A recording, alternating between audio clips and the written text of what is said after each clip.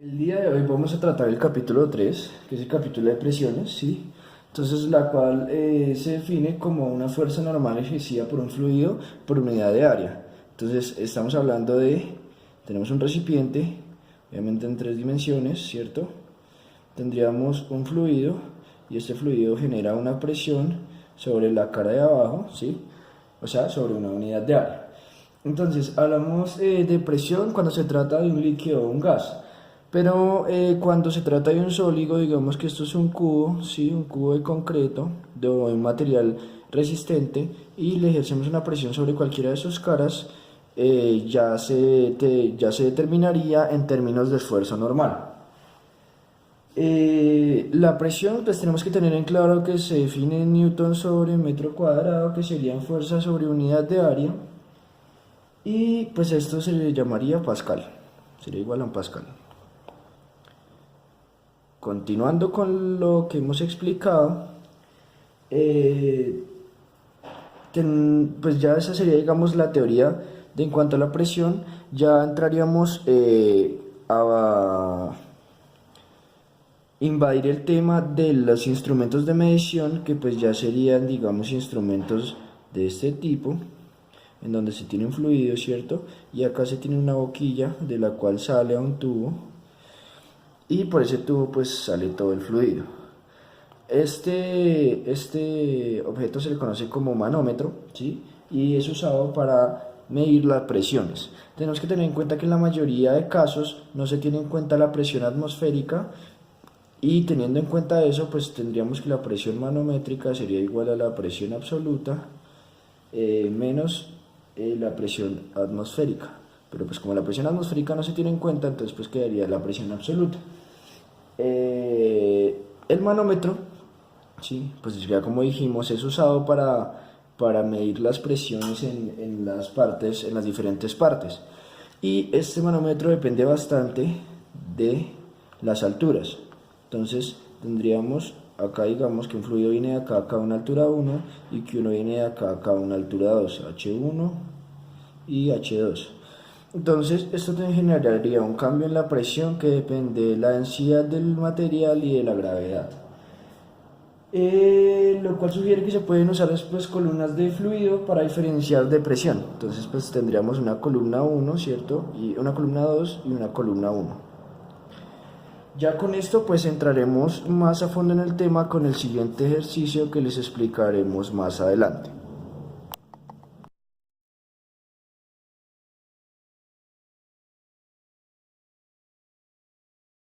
Continuando con lo explicado anteriormente, vamos a explicar el ejercicio 327, que sería este, el cual nos dice que se mide la presión del agua que fluye por un tubo mediante la disposición que se muestra en esta figura.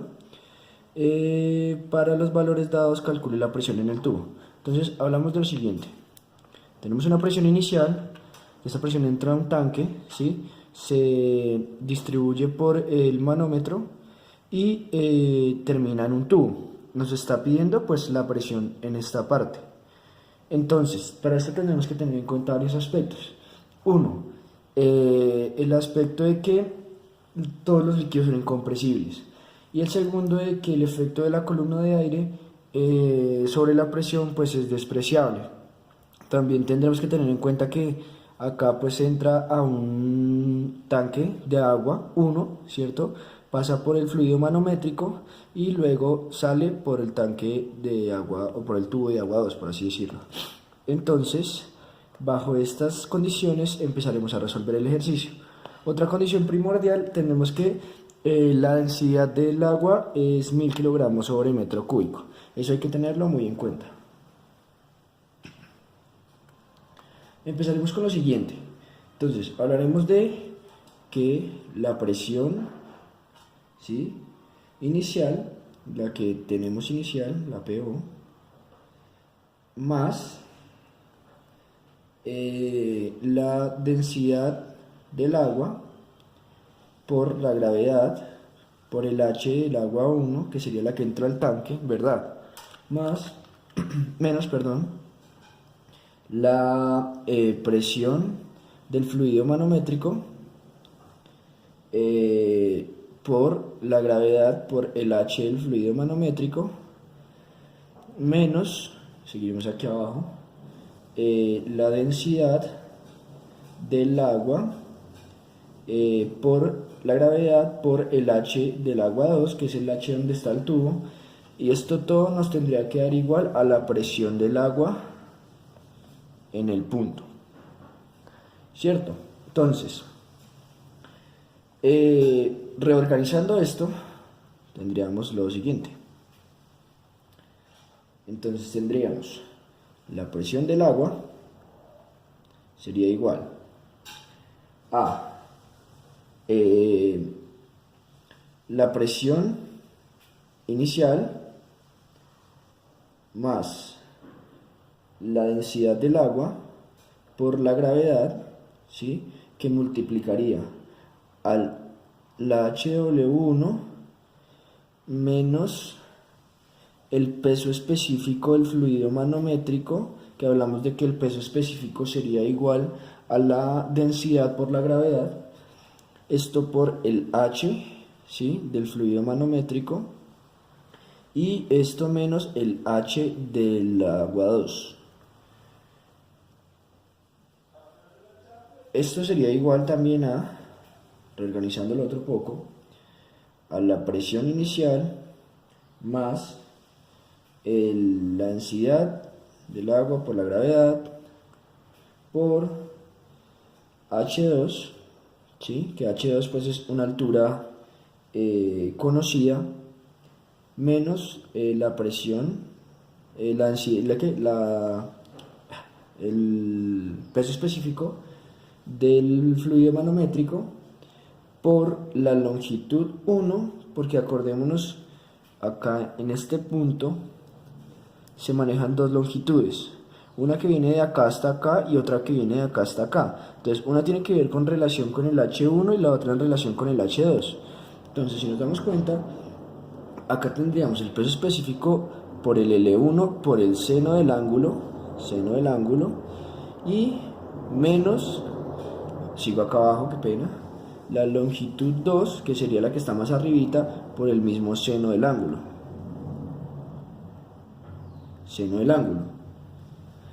Entonces, es importante ver que para poder, digamos que tener en cuenta todas las características del fluido manométrico, se tiene que tener en cuenta la inclinación de la barra, ¿no? Que es lo primordial que se está haciendo acá. Ahora, ¿cómo vamos a sacar ese ángulo? Entonces, para eso tendríamos un triángulo, que si lo podemos denotar acá, ¿sí? De aquí hasta aquí son 12 y de aquí a aquí son 8. Entonces, bajo esas propiedades, nosotros decimos que, borremos acá arribita, acá, nosotros diremos que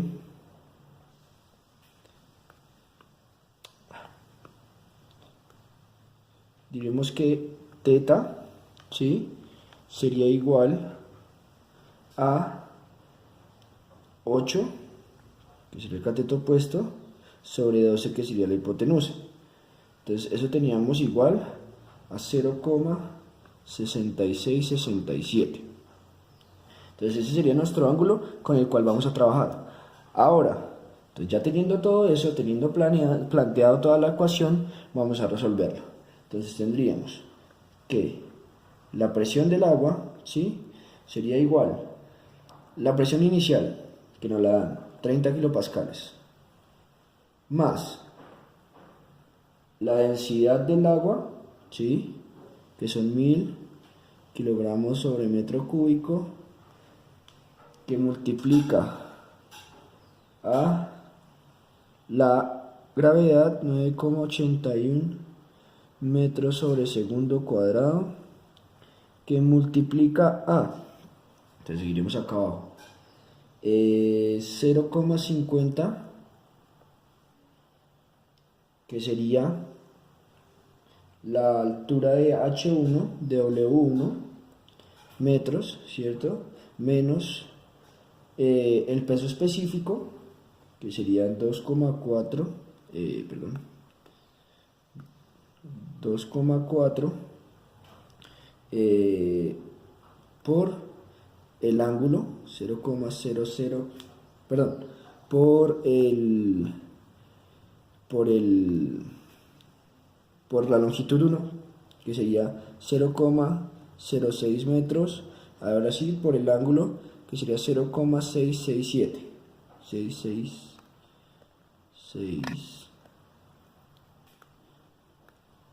0,6667, y eso restado con, entonces la longitud 2 sería 0,06 metros, por el ángulo que sería acá, por el ángulo que sería 0,6667. Obviamente, como esto no queda en unidades, entonces tocaría multiplicarlo por 1 kilonewton,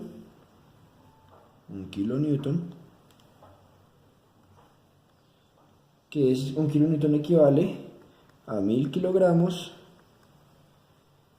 por metro sobre segundo cuadrado, y multiplicarlo por 1 kilopascal, que ahí es donde tenemos que llegar, que es igual a 1 kilonewton sobre metro cuadrado. Entonces, ya teniendo todo esto planteado, borramos esto de acá.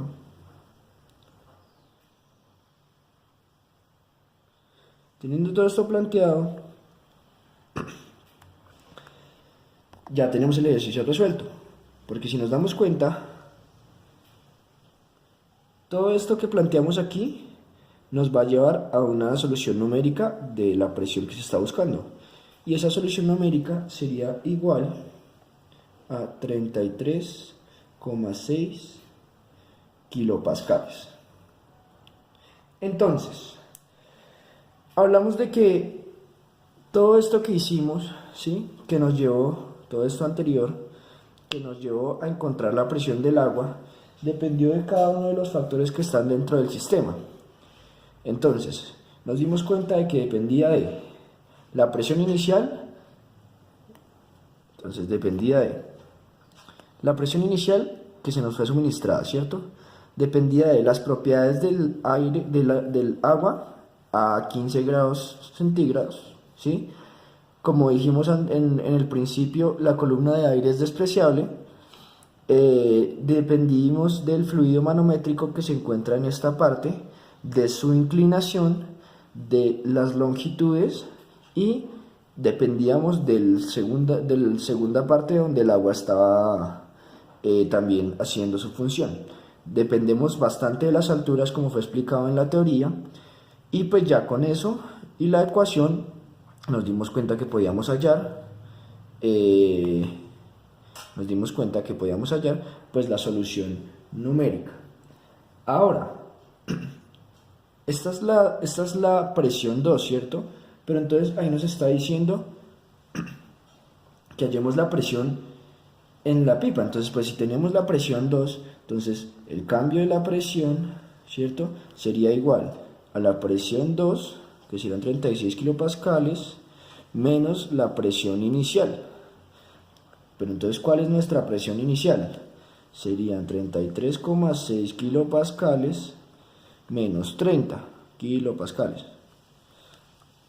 Para llegar a una solución numérica, ponemos esto aquí, que sería igual a 3,6 kilopascales de presión 2, del cambio de presión.